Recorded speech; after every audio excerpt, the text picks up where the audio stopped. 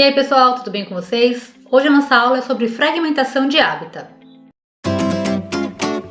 Vem aprender bio comigo? O estudo da fragmentação de hábitat tem a ver com a distribuição e estrutura populacional. Por isso, é um estudo relacionado à ecologia de populações. Lembrando que a distribuição e estrutura populacional pode ser dividida em duas grandes vertentes. A distribuição em si, que é a área geográfica ocupada por uma população, e a estrutura populacional, que inclui fatores como, por exemplo, a densidade, o espaçamento de indivíduos, entre outros atributos. Nós já tivemos algumas aulas sobre densidade e espaçamento entre os indivíduos, por exemplo. Antes da gente falar sobre a fragmentação de hábitat em si, é importante a gente lembrar de alguns conceitos, como, por exemplo, a diferença entre hábitat e nicho ecológico. Cada população vive em áreas de hábitats adequados, ou seja, em espaços que atendam às suas condições e os recursos necessários. E isso compõe o nicho ecológico da espécie. Além disso, é muito importante também a gente lembrar o conceito de população. E aí, afinal, o que é uma população? População é um conjunto de indivíduos de uma mesma espécie, mas necessariamente que vivem em uma mesma área em um determinado período. Isso porque, para ser uma população, é necessário que os indivíduos interajam entre si. Dentro de um hábitat, uma população pode ainda estar subdividida em subpopulações. Vamos entender melhor. Aqui eu tenho o exemplo de duas subpopulações, a subpopulação 1 e a subpopulação 2. Percebam que essas subpopulações, se estivessem em um ambiente natural, estariam em fragmentos, em áreas diferentes. Existe um espaço entre elas. Para caracterizar que essas são duas subpopulações e não populações diferentes, é necessário que os indivíduos possam se mover entre elas, permitindo com que ocorra a manutenção e integralização dessa população. Ou seja, é necessário que haja interação entre indivíduos da subpopulação 1 e da subpopulação 2 para que seja mantida uma unidade nessa população. Havendo, portanto, essa interação, eu considero que essa é uma única população dividida em duas subpopulações diferentes. Se não houvesse, por outro lado, interação entre indivíduos da população vermelha e da população azul, aí eu poderia considerar que são duas populações distintas. Na aula de hoje, então, nós vamos tentar entender como as ações antrópicas podem influenciar nessa conexão entre populações, dividindo então populações em subpopulações ou mesmo em populações totalmente separadas, a partir de um fenômeno chamado fragmentação de hábitat. Então, quando a gente se pergunta, será que as ações antrópicas podem alterar a unidade da população? Sim, a resposta é muito clara, e isso acontece por meio da fragmentação de hábitat. Como nós podemos observar aí nessa imagem, a gente consegue perceber um ambiente que foi fragmentado. Ou seja, esse ambiente era caracterizado por apresentar uma mata. Porém, ao longo do tempo, essa mata foi sendo suprimida, dando lugar a atividades agropecuárias. Assim, o resultado é a fragmentação do hábitat original. A gente pode dividir as áreas resultantes da fragmentação de hábitat em dois tipos. Os fragmentos, que são as áreas de hábitat com recursos necessários e condições para uma população persistir, e a matriz, que são as áreas vizinhas aos fragmentos, que não apresentam condições nem recursos necessários à sobrevivência das espécies. A fragmentação de hábitat, então, é caracterizada por um aumento da matriz e a diminuição dos fragmentos. Aqui a gente consegue observar um exemplo de fragmentação de hábitat em grande escala. A gente tem ali mapas do estado de São Paulo em sua situação primitiva, ou seja, sem a colonização europeia. Percebam que ao longo do tempo o hábitat foi sendo fragmentado. A gente tem ali o mapa, por exemplo, de 1854, depois de 1886 e assim por diante. Percebam que ao longo do tempo a gente consegue perceber o aumento da matriz e a diminuição dos fragmentos, até chegar ao ponto atual. Esse mapa ali de 2000 ainda é de bastante tempo atrás, mas observem que os pontos verdes de matas nativas são muito fragmentados, são muito distantes uns dos outros, e a maior parte do território então é caracterizado por ser matriz. Aqui a gente tem um outro exemplo, que é a visão aérea da cidade de Londrina. Percebam que aqui também teve uma grande fragmentação de hábitat. A vegetação nativa, ou ainda uma vegetação reflorestada, está presente somente nas áreas relacionadas às margens dos rios. As principais causas da fragmentação de hábitat são o desmatamento em si, a construção de estradas hidrelétricas, a urbanização, como esse caso aqui de Londrina, entre outras ações antrópicas, como por exemplo as práticas agropecuárias. Fragmentos que são originados então a partir da fragmentação de hábitat, apesar de parecidos, podem não ter as mesmas condições e recursos. Assim, quando a gente considera, por exemplo, fragmentos com tamanhos parecidos, não necessariamente eles vão abrigar populações com tamanhos parecidos também, porque alguns fragmentos podem apresentar condições e recursos que suportam uma grande população, enquanto outros, mesmo com tamanhos muito parecidos, semelhantes, só podem sustentar, por exemplo, populações pequenas, em decorrência da menor quantidade de recursos disponíveis, ou pela presença, por exemplo, de condições menos favoráveis. A fragmentação de hábitat altera muito o ambiente que é utilizado pelas espécies. Uma das maiores consequências da fragmentação de hábitat é, sem dúvida, o aumento do efeito de borda. Vamos entender o que significa esse efeito. Vamos observar aí nessa imagem ao lado. Vejam que inicialmente a gente tem uma área mais clara que a gente chama de hábitat de borda. E nesse ambiente a gente tem espécies que estão adaptadas a viverem nesse ambiente de borda.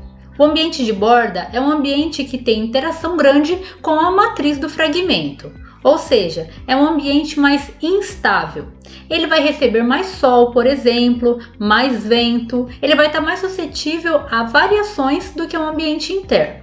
Por outro lado, em verde escuro, então, a gente tem o hábitat interno, com espécies adaptadas a viverem nesse ambiente mais estável, espécies internas, então. Quando ocorre a fragmentação de um hábitat, por exemplo, com a construção de uma estrada, a gente aumenta a borda relativa daquele fragmento. Então eu vou ter proporcionalmente mais áreas de borda do que comparado com a área inicial. Dependendo do tamanho do fragmento, basicamente eu vou ter apenas áreas de borda. O que acontece é que com esse aumento do ambiente de borda, as espécies do fragmento também são substituídas. Então, aquelas espécies que são adaptadas a viverem em ambientes de borda aumentam em abundância, enquanto que aquelas espécies que são adaptadas a viver em ambientes internos diminuem sua abundância. Então, a fragmentação de hábitat tem um resultado direto na diversidade dos ambientes e também na proporção de espécies, muitas vezes relacionados com a dominância de algumas espécies em algumas comunidades. Fica claro, então, que a fragmentação de hábitat pode mudar a comunidade de organismos, ou seja, o conjunto de populações que vivem em um determinado local. Além disso, será que a fragmentação de hábitat também interfere nas populações em si? É claro que sim. A fragmentação de hábitat pode diminuir ou até extinguir uma população de um determinado ambiente. Mas é possível que as populações se mantenham por conta da mobilidade entre diferentes fragmentos. E é sobre isso que a gente vai falar agora, sobre a mobilidade de indivíduos nas populações, em decorrência da fragmentação de hábitats.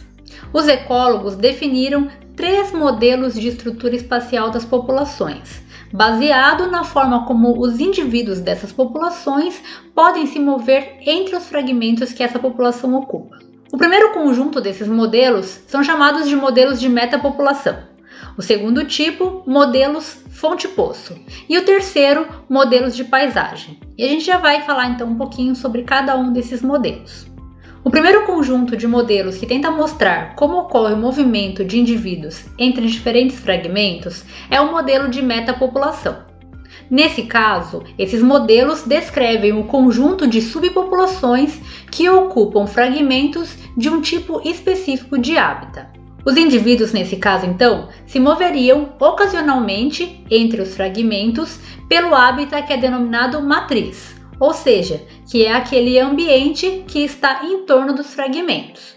E essa matriz seria uma certa barreira para o movimento, já que ela representa um hábitat não adequado, que não tem as melhores condições e recursos para a população. Então, de acordo com os modelos de metapopulação, esses indivíduos se moveriam apenas ocasionalmente entre as manchas de hábitat, entre os fragmentos, existindo no final manchas ocupadas e manchas desocupadas, como a gente consegue observar aí. De forma diferente, os modelos fonte-poço levam em consideração as diferenças na qualidade dos fragmentos. De acordo com esses modelos, existem dois tipos de fragmentos. Os fragmentos com recursos abundantes e que por isso produzem um excedente de filhotes, ou seja, têm grandes populações, e os fragmentos mais pobres em recursos, que produzem poucos filhotes, insuficientes para substituir os indivíduos que morrem nesse segundo tipo de fragmento. Assim, de acordo com os modelos fonte-poço, os fragmentos com recursos abundantes seriam populações fonte. Nesse caso, os indivíduos que nasceriam ali e que fossem excedentes naquela população se dispersariam para outros fragmentos, como a gente pode ver aí nessa imagem ao lado. Por outro lado, os fragmentos mais pobres em recursos seriam as populações poço, e elas são mantidas por indivíduos que são imigrantes de outros fragmentos, porque a maioria dos indivíduos presentes ali naquele fragmento ou não consegue se reproduzir ou morre. Vem daí, portanto, o nome fonte-poço. Fontes seriam aqueles fragmentos com alto sucesso reprodutivo a partir do qual os indivíduos são praticamente forçados a se moverem para outras áreas por conta de competição, e o poço seriam então os fragmentos com menos qualidade que receberiam esses indivíduos. Por fim, o terceiro tipo de modelo são chamados modelos de paisagem. Nesse caso, considera-se a diferença também na qualidade da matriz de hábitat, já que existem matrizes que são muito mais fáceis de serem transpostas do que outras. Assim, de acordo com a qualidade da matriz, pode haver maior probabilidade de movimento. Por exemplo, quando existem locais de pernoite na matriz, quando tem água disponível na matriz, quando tem, por exemplo, polinizadores, no caso de plantas, ou uma menor probabilidade de movimento, quando na matriz estão presentes, por exemplo, predadores e parasitas. Assim, de acordo com os modelos de paisagem, o movimento atual e a rota entre as manchas depende da paisagem ao redor dos fragmentos, porque é nessa paisagem, é nessa matriz que os indivíduos vão ter que transitar para chegar em outro fragmento. Quando a gente compara, então, os três modelos de estrutura espacial das populações, a gente pode ver que o modelo de metapopulação considerava apenas a ocasionalidade. Os indivíduos se moviam apenas ocasionalmente entre os fragmentos. O modelo fonte-poço, por outro lado, leva em consideração a qualidade dos fragmentos.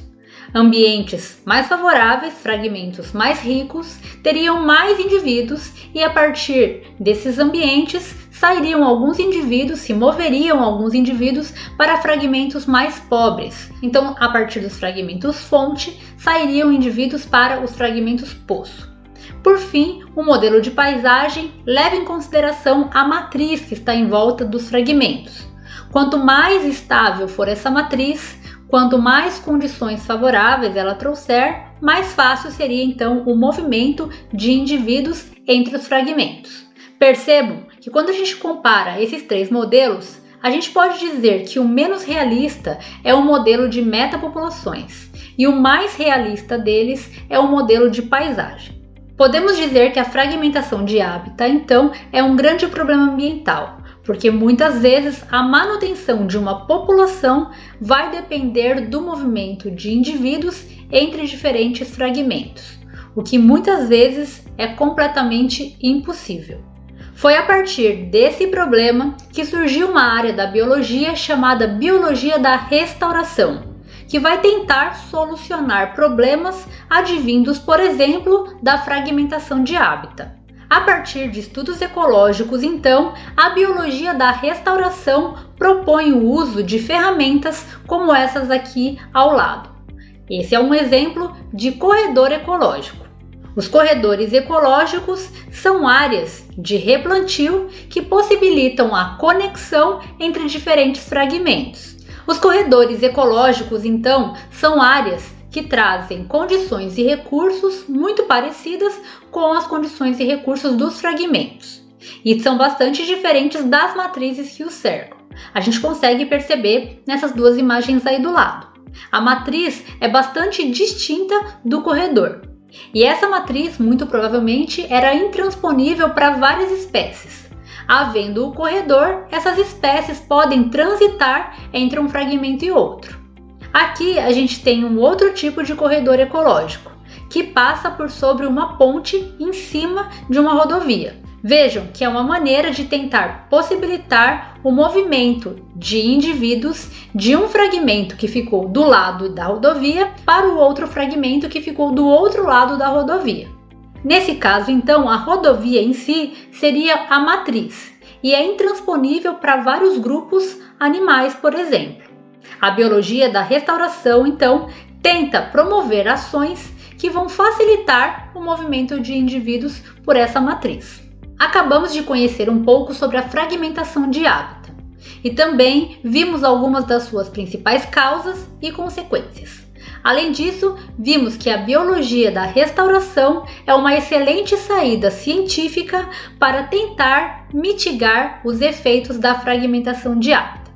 Espero que vocês tenham gostado dessa aula e até a próxima! Se você quer saber ainda mais, assista aos nossos outros vídeos e se inscreva no canal.